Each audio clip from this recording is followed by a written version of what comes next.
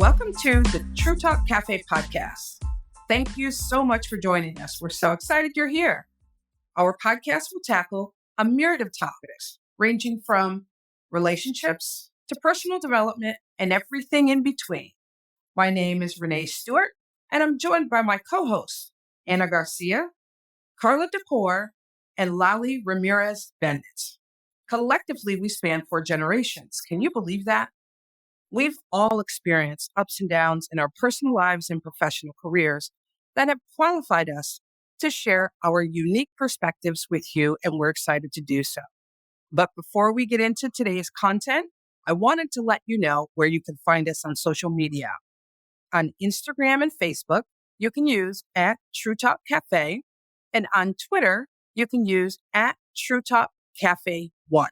Don't forget to like us, rate us, and leave a review. We value your feedback. We want to ensure that we are providing content that resonates with you. So please don't forget to subscribe to our podcast on whatever platform you listen to your podcasts. Spoiler alert, you will want to stay tuned to hear what our guests are going to share about this exciting topic today.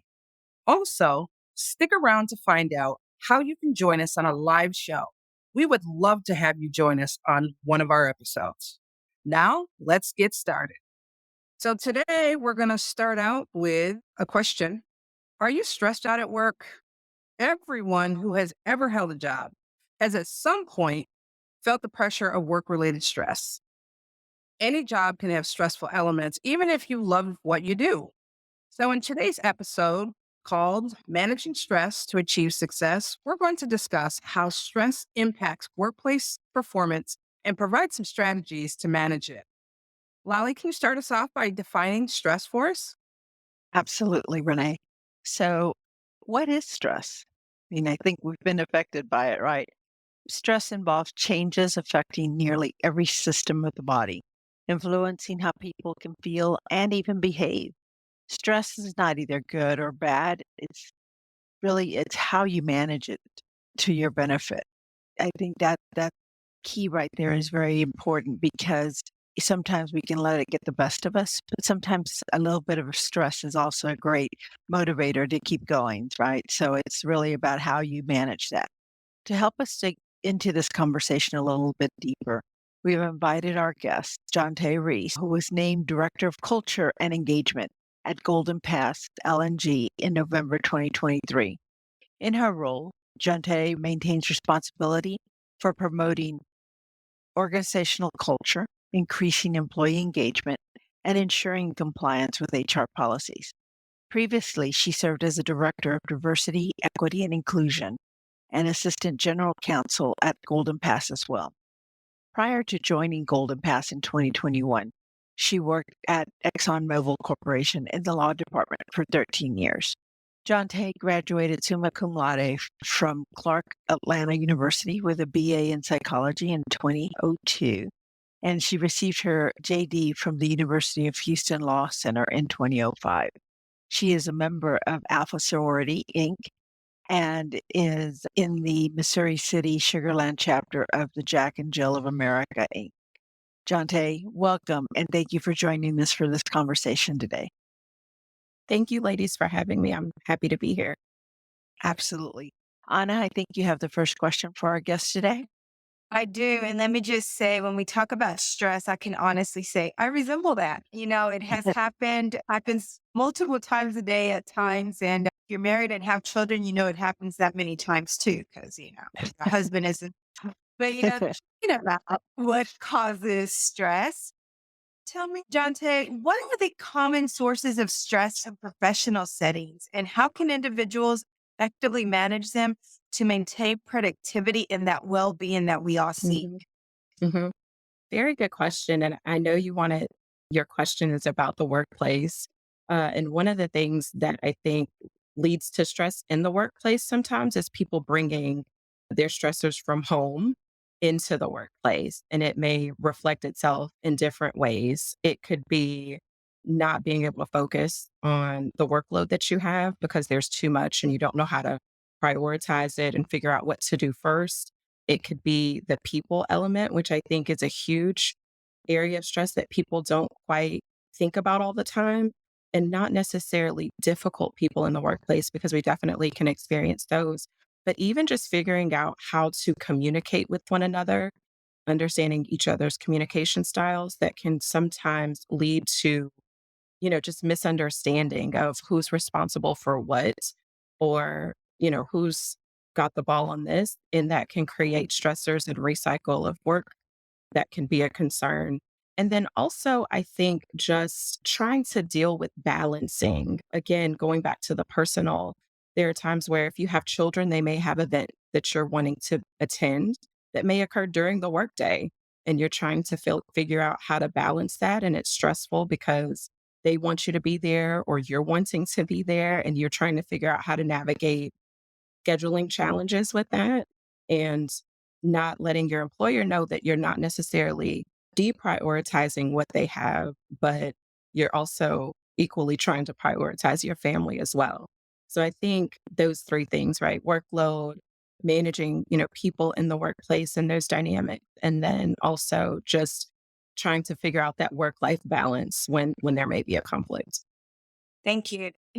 As again, a mother that was raising three kids, and my kids are literally months apart. They're all 23, Mhm. 24, 25 right now. But I do recall sometimes feeling like a little overwhelmed and that stress, and then trying to prioritize. I will say I did always prioritize my family.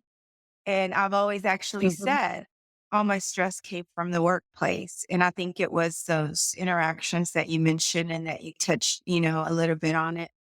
I know one of the things is maintaining the productivity, right? When you think about some Mhm. of that, Mhm. what we shared, it sounds like there's some strategies in there for well-being. What are some of the strategies for the productivity portion? Yeah. I think strategies for productivity that work for me is truly being organized. I am the type of person that likes to write out everything that I have going on. And so each day I print out a calendar for what I have for the next day, so I know what's there. And then I keep a running tab of the things that I have to deliver and the deliverables for that. That has helped kind of keep me productive when I see what's in front of me and I know how to plan for that. Another thing too is just figuring out what motivates you to get you into productivity mode. For some people, like for me, after 4 o'clock, no matter what's going on, I could have gotten a lot of sleep. I could have had the best day. I shut off. Like my brain, for whatever reason, has to pivot to something else, and then I can come back to it. So I know that about myself. So it's knowing, what works best for you. And I can come back home and at 6:30, 7 o'clock, 8 o'clock, I can get back to it and get 2 or 3 more hours in. But if I try to power through at 4 until 6 or 6:30, for me personally, that just does not work as well.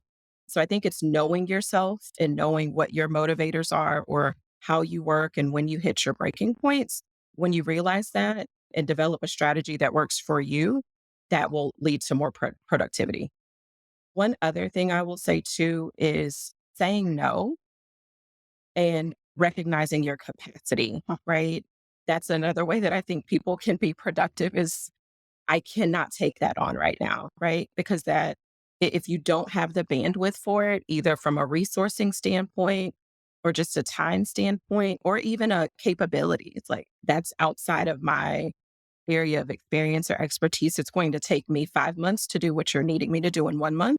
I think being honest and having those conversations is really important, because you will be less productive if you take on too much and don't say anything and try to get it done. You'll get overwhelmed, and you won't advance what you think you can advance. I just have a follow-up question to that. And this is Carla. How would you, I guess, advise someone within your group, maybe someone that reports directly to you, to be more mindful on how they are organizing their daily Mhm. activities? Because a lot of times, I know I've been guilty of that, that we feel that, yes, I can take it and I can do more, but Mhm. not realizing that, it's stressing you and thus having an impact, a negative impact in other things, Yeah. sometimes even at home. Mm. But sometimes it's difficult for us to realize that. And by the time we realize it, it's a little bit too late because you're already like super stressed, right? But what, Yeah. what recommendations will you give to someone to catch it before it's too late.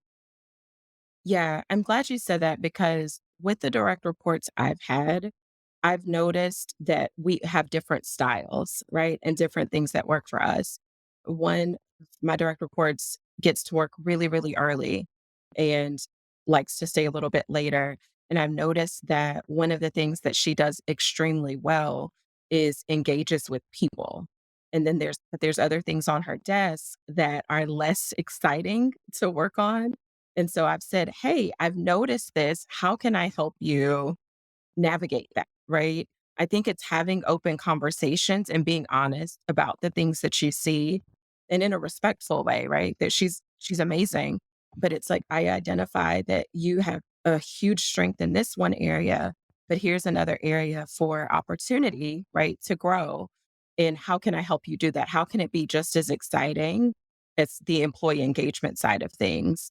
And so I think having those conversations to help understand what motivates them again is helpful to giving them strategies. And so one thing I've said to this person in particular is, "Hey, if you need to meet with me to talk through some of these things, like just break it out in chunks and then we can have, 30-minute meetings to talk about it and advance it." And so that's an engagement that we have. That's a touch point that we have. And that's been really helpful for her. And she appreciates the time because she's just really good with people and like that face time. And so that's one of the things that I've done Jonte, with I really like that. I think I find that having an accountability partner, be it Mhm. a manager that you follow up with on some of those things or one of your, besties Mhm. who keeps you on track with certain things certainly helps. And it's a good Yeah. way to just make sure that you follow up and take care of those things that you don't necessarily want to do, but need to do, right? Mhm. So that it doesn't Yeah. become such a huge issue. Mhm. And one question I also ask is there a barrier that you need help with removing, right? Is there either a person or a resource constraint or a time, issue that I can help you navigate? And the other thing is just truly motivation. I think people when they're at work, they don't want it to feel like work. They want to be passionate and motivated around it. And so trying to tap into that and see how you can, give more assignments that do play to those strengths or really give, like you said, the strategies to help with that and be an accountability partner for them is helpful. Did that answer your question, Okay. Molly? Yes, it did. Definitely. I'm just thinking about so many different ones that I run into, right? Because I do have attention of deficit problems. And so I tend to be that kind of butterfly throughout the day. And then Mhm. Mhm. getting, down to certain hours where I really find myself and I'm in the zone and I can get just stuff so much out easily rather than putting it through the day. Of course, it takes a lot more time. I don't have the children, so Mhm. it makes it a little bit easier for me. But you do have to find the right time and what works for you. And now that I'm a little bit retired, I'll say, I know that I don't like to work as late as I used to. So now I have to be a little bit Mhm. more focused so I can avoid having to do that. So Yeah. it works. Definitely. Carla, do you have the next question for us? Yes, and I think you kind of answered already. So it was, specifically to the techniques that she uses, a daily routines for work. But I think all of this is definitely great information, Renee. Yeah. My question is, how does a healthy work life balance contribute to long term success and career satisfaction? As well as Mhm. what are some actionable steps for achieving this balance? Because we know it's tricky. Yeah. I think contributing to the long-term success is that it helps avoid the burnout. When you're burnt out, when you're just overworked or spent and you don't have a good outlet, it leads to negative productivity. It leads to, just a lack of motivation and really just kind of banging your head against the wall, right? And I think creating a healthy work life balance looks and feels different for everybody because we all have different things going on personally. It may not be having children, Lolly, but it may be tending to your elderly parent or trying to help your friends navigate things. It could be managing both. And so I think that you've got to figure out a way to have healthy boundaries, set boundaries on cutting off when you're stopping your work, like after 4 o'clock, between this time and this hour, I can't do it. That helps so that you don't have that burnout and that you can be present for the other things that you're needed for. And I think that tends to longevity, leads to longevity in the workplace. I think also the second part of your question, can you repeat that, Renee? I want to make sure Yeah. It I was, capture what are that. some actionable steps for achieving Mm, this type of work-life balance? Yeah. I think for me personally, it's really understanding what helps you relieve stress. So for me, I think talking to my friends and my husband is critical for me. I'm very emotive, so I have to get things out first. And then once they're out, I'm good. So that helps me relieve stress. The other thing for me is getting massages. That is something that I've done for 20 years, partially because of a physical ailment that I've had, but I have a tendency to carry my stress here. And when I go and get those massages, it is like I feel like a brand new person. And I feel like I'm much more, eager to kind of hit the ground running and do the things that I need to do. So I feel it physically myself. And right now, last week I had to go get one because I said, "Hey, I feel this and I'm tense." And I had a very difficult conversation with someone last week. And I was like, you know what? Let me schedule this. And so that helps me. And then also I take, and I've encouraged, other employees to say, I need a mental health day, or I just need a day. And whether that's you're working from home, I'm fine with that. If you need to just work from home because sitting in traffic for 2 hours on your, round trip commute is not helping your stress level, then I encourage that. If it's taking off a half day or a whole day just to do nothing, to binge a show you want to watch or to go to the beach or do something, I really encourage people to find what they like and to do that and to find an hour or two a week or a month to do those things. Yeah. They tell you, you know that commercial with "You're Not Yourself," eat a Mhm. Snickers bar. Yep. When Yep. my husband, if I'm stressed, he's like, "Go get a Yep. massage." Yes. Yes. Massage is my Snickers bar, and It is. well, sure. I've gone through a career transition over the past year, and Mhm. I love waking up without that weight on my shoulders, without that pain Mhm. on the I also hold it there, so it was very relatable when you were Yeah. sharing.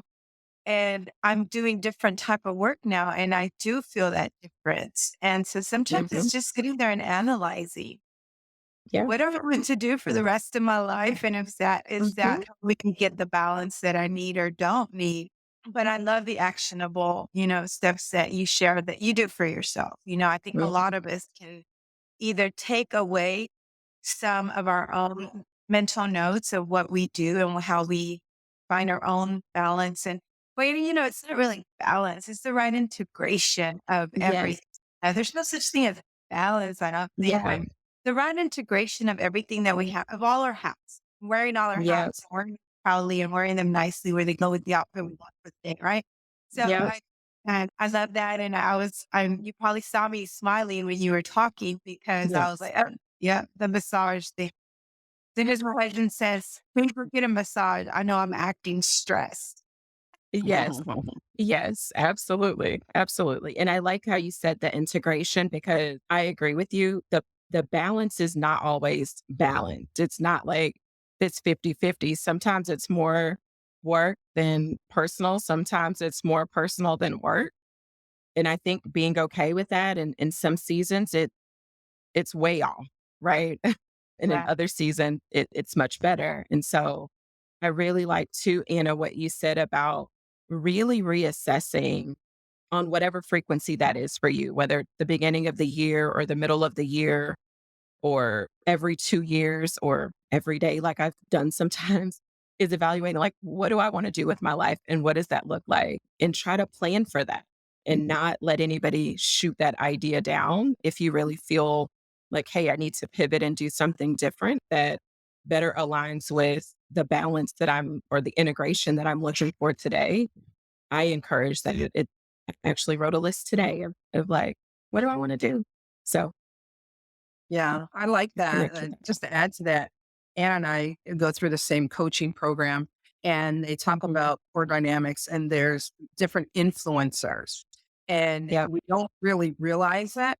And there's spiritual, there's, Yeah. mental, emotional, physical, social, environmental, Hmm. right? So you Hmm. can have everything working for you, but if you're in an Yeah. environment where there's construction going on above you, which I've had, Hmm.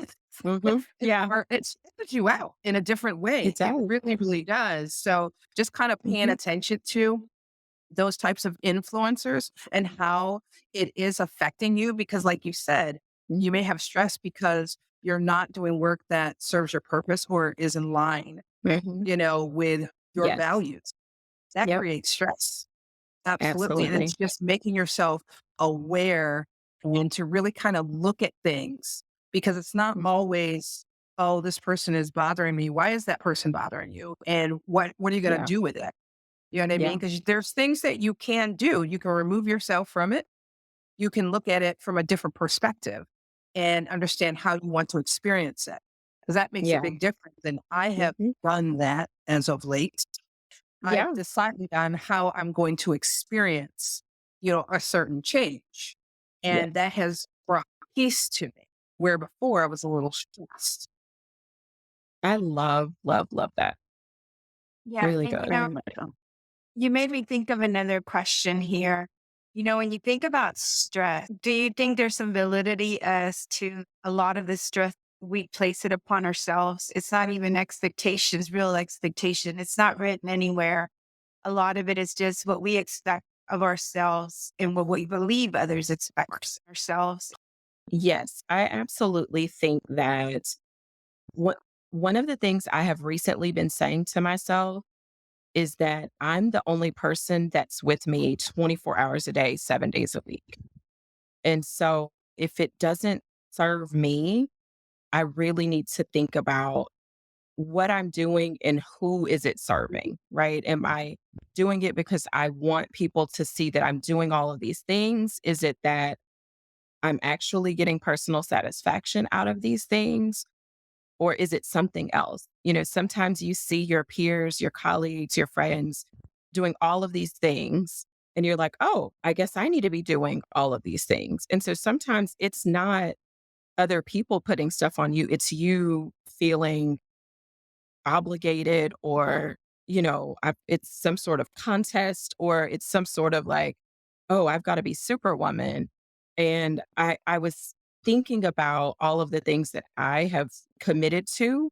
And I came to the realization in talking to a couple of my friends and my mom is like, you always are just a natural helper.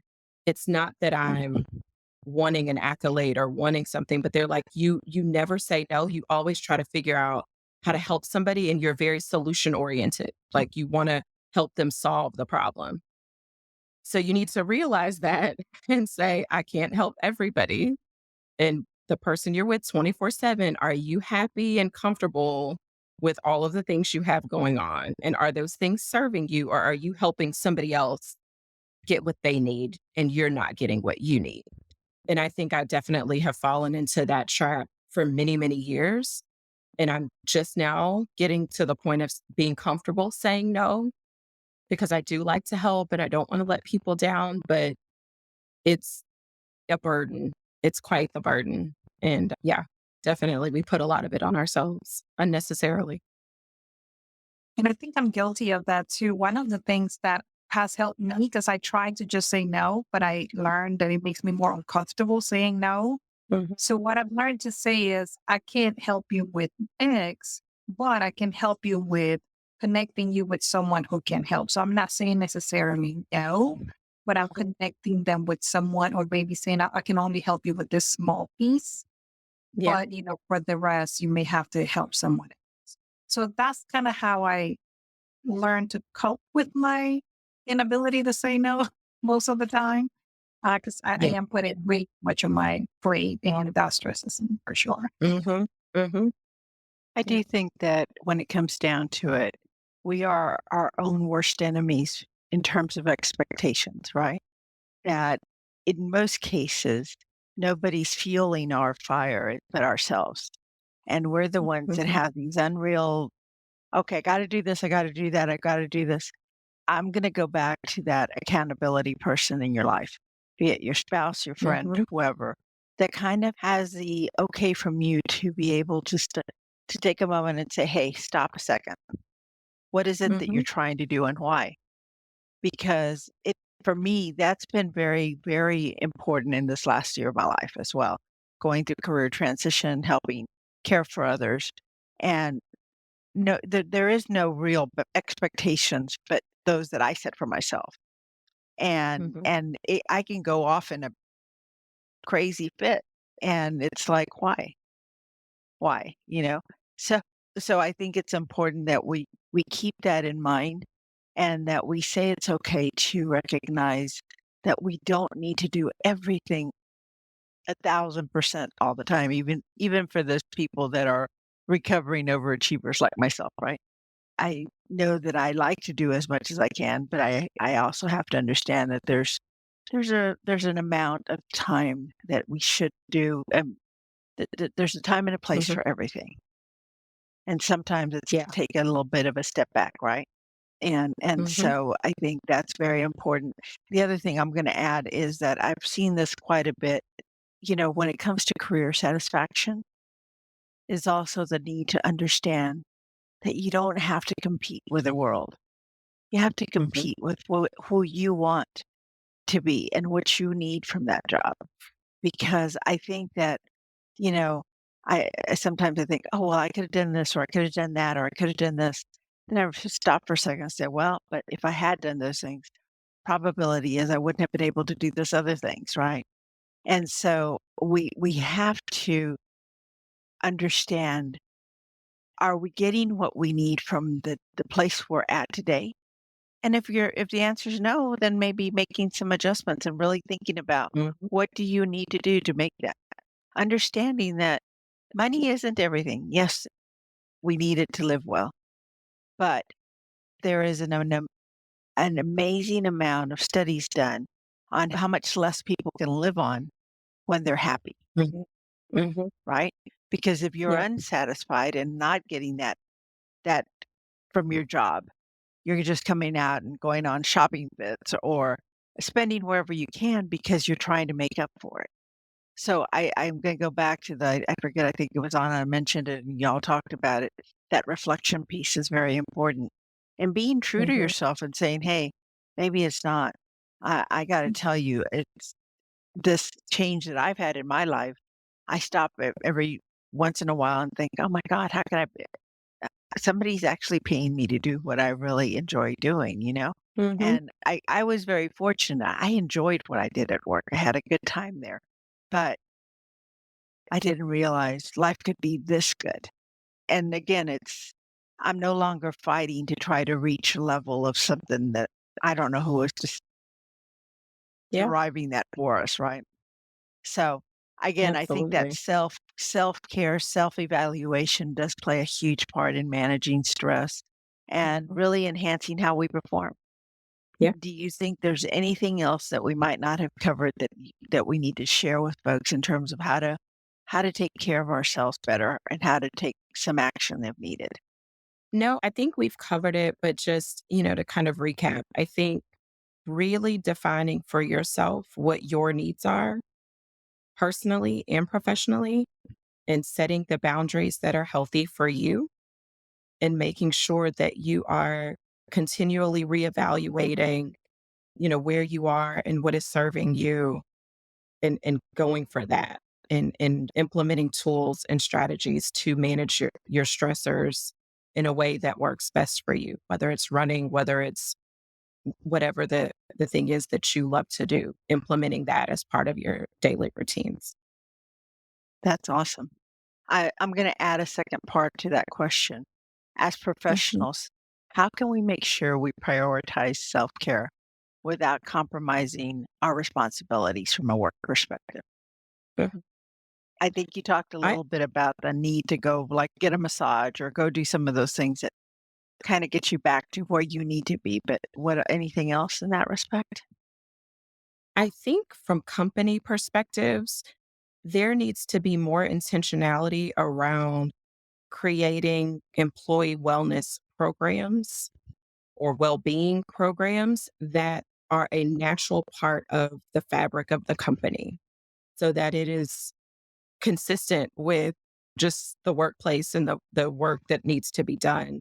I think people need to feel like their company supports and cares for them as individuals.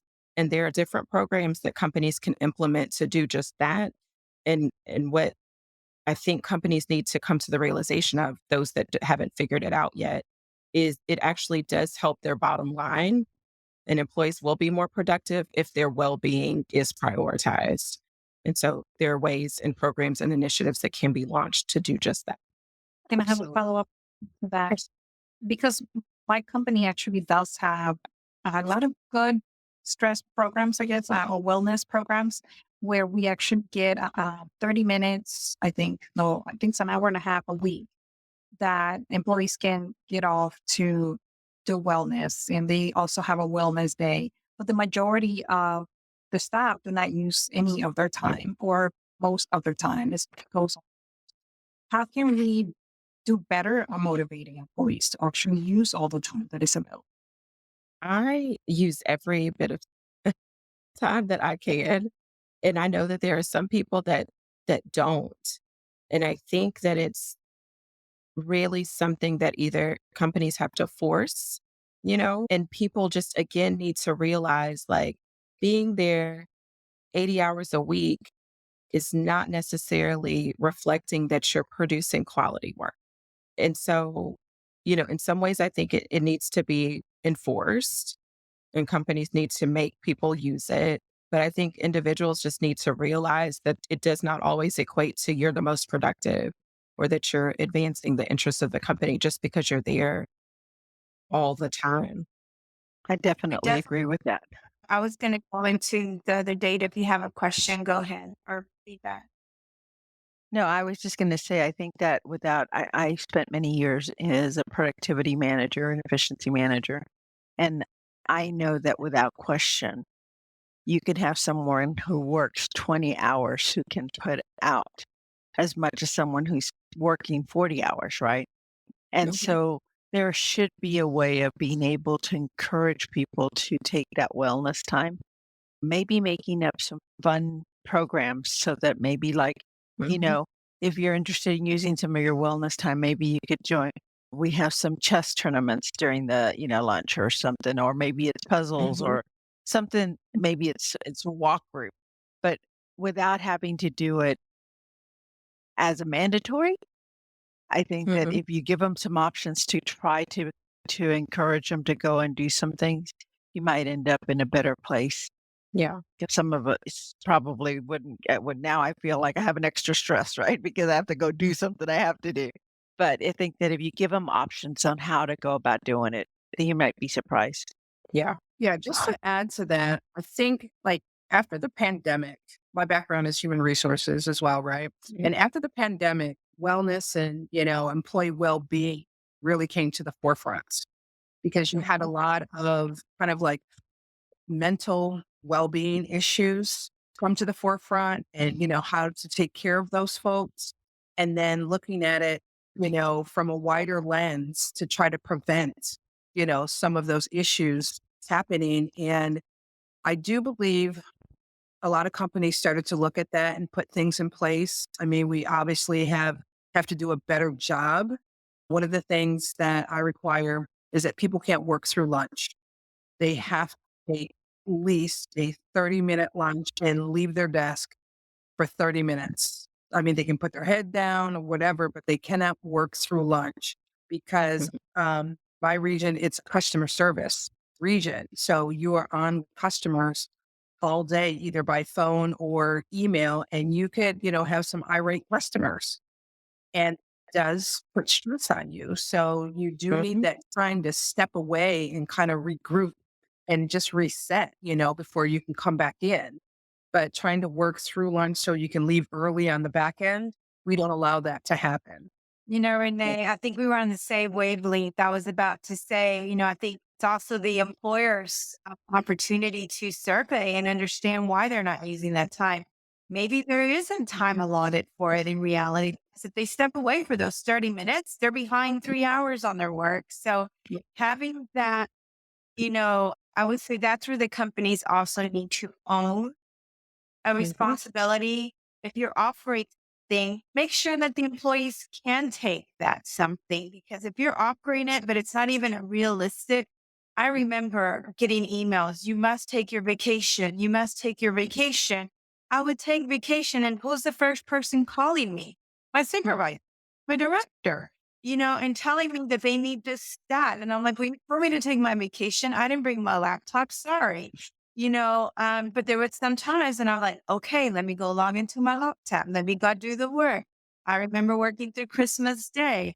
So I think that, it's also something that if you're offering it, make sure that it is something that they can be taken. So that would be, just, when I heard that they're not using it, maybe they can't afford to use it realistically.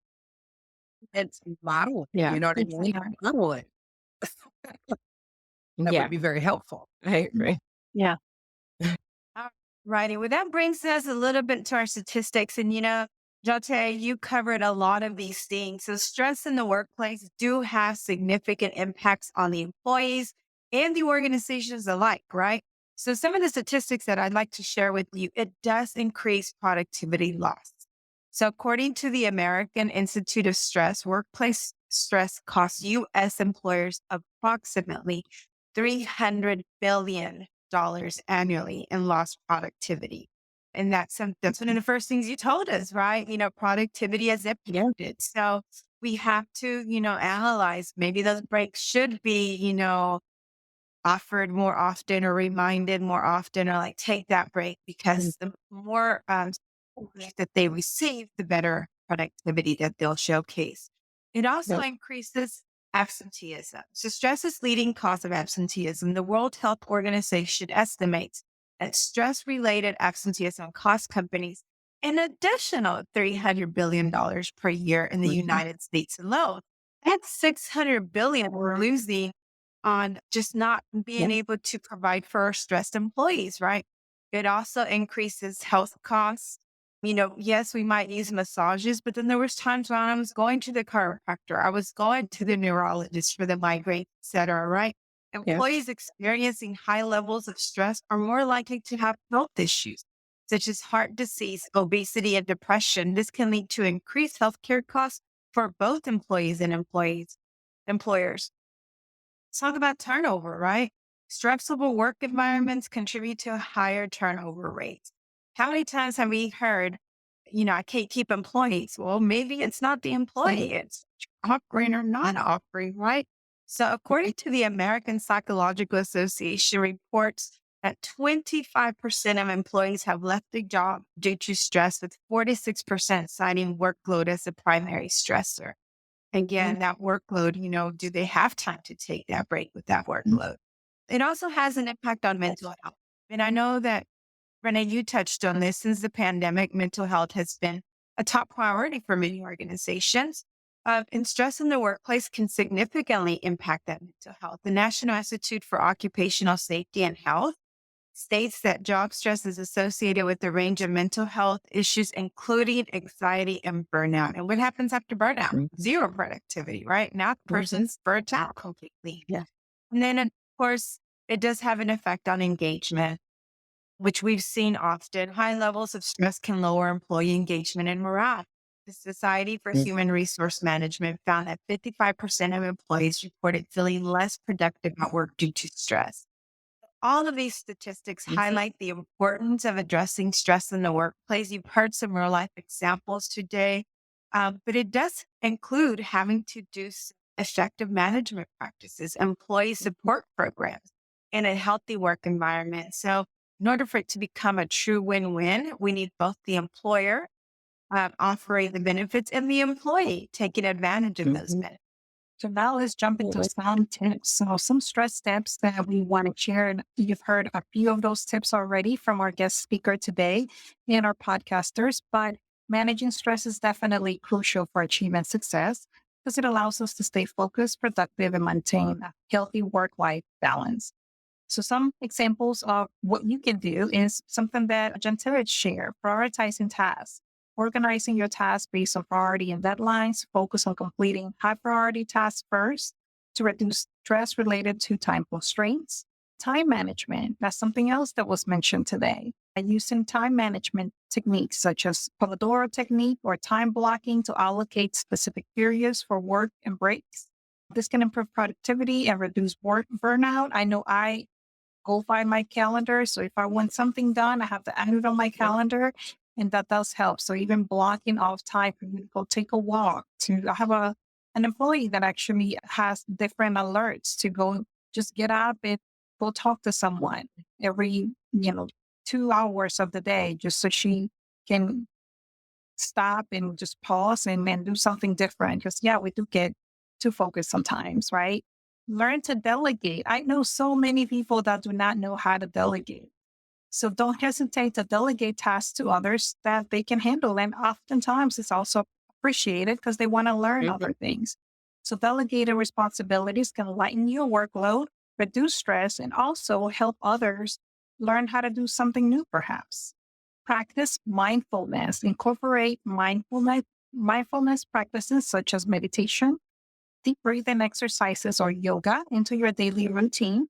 These activities can help reduce stress and improve overall well being. I know that I've seen some desk yoga videos that you can also do. So, even if you don't want to get out of your office, you can do yoga in your office. So, something that you can look up. Exercise regularly. Physical activity is certainly a great way to reduce stress and improve the mood. Aim for at least 30 minutes of moderate exercise most days of the week. So even if that means just going to take a walk during your lunchtime, that can definitely help as well. A healthy lifestyle, maintaining a balanced diet, get enough sleep, and avoid excessive consumption of caffeine, alcohol, and tobacco. A healthy lifestyle can help you manage stress more effectively.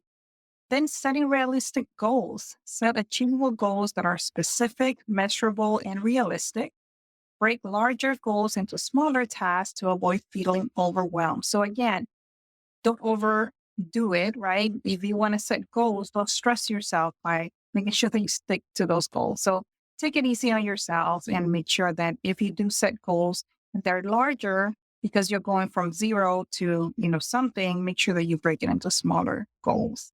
Seek support. Don't hesitate to reach out for your support of friends, family, and colleagues. Talking to someone about your stressors can provide perspective and also emotional relief. You can find accountability partners, someone that can help remind you of things that you need to do during the day, such as getting up, stretching, taking a walk. So find people that can help you stay on task. Learn to say no. We talked about that a lot. I'm still working on that. Learn your limits and don't overcommit yourself. Learn to say no to tasks or responsibilities and that will add unnecessary stress. And last but not least, seek professional help. I think most employers offer some type of assistance. EAP is a popular one. So if stress becomes too overwhelming or persistent, consider seeking support for mental health from a professional. They provide strategies and techniques tailored to your specific needs. So don't hesitate to reach out. Thank you, Carla. Very good. Stress can be managed, and it can even become positive by addressing, reducing, and removing some of the causes. Establishing boundaries between work and life outside and allowing yourself to recharge. Yeah, absolutely, Lolly. This conversation was amazing, and I want to say a big thank you to our guest, Jonte Reese, and to all of our listeners for joining the pod crew today. Jonte, what social platforms can our listeners connect with you? I'm on LinkedIn under my name, Jante Reese. I'm also on Facebook, same name. Okay, great. And we will add that to our show notes. So if our listeners would like to reach out to you and connect and ask you a few questions, I just want to give a final thought. Stressful experiences are a normal part of life. Some stress is positive, but when a stressor is negative and can't be fought off or avoided, our biological responses to stress can impair our physical and mental health. So please, please be mindful of your stressors and practice self-care.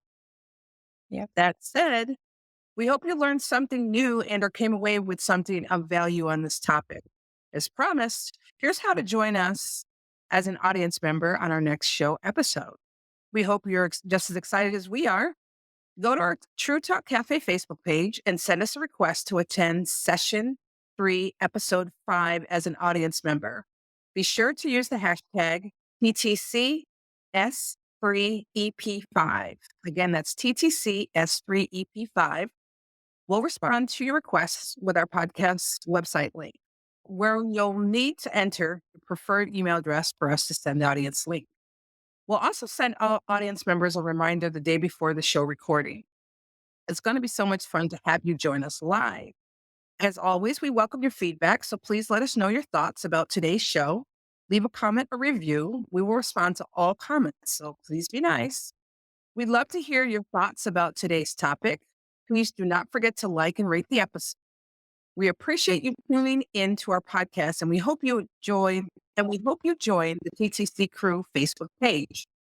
Again, you can find us on Instagram and Facebook using @TrueTalkCafe. Please use the hashtag TTC Talks or True Talk Tuesdays. Recommendations for discussion topics are always welcome. We want to ensure we are providing content that is of value to you. Don't forget to hit the subscribe button. Thanks for listening, and we hope you join us on our next podcast episode. It's sure to be an engaging conversation. Talk soon. Thank you, ladies.